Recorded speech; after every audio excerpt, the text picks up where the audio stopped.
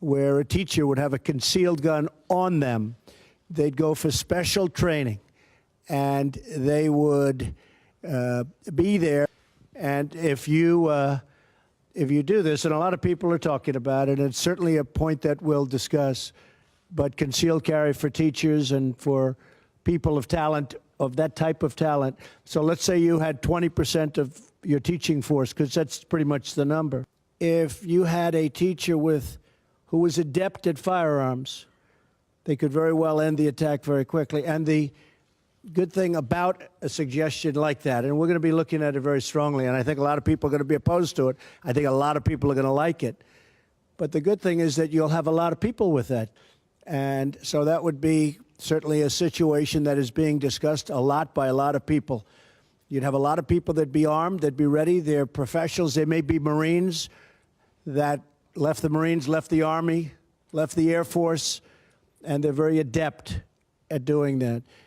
You'd have a lot of them, and they'd be spread evenly throughout the school. So the other thing, I really believe that if these cowards knew that the school was, well guarded from the standpoint of having pretty much professionals with great training, I think they wouldn't go into the school to start off with. I think it could very well solve your problem.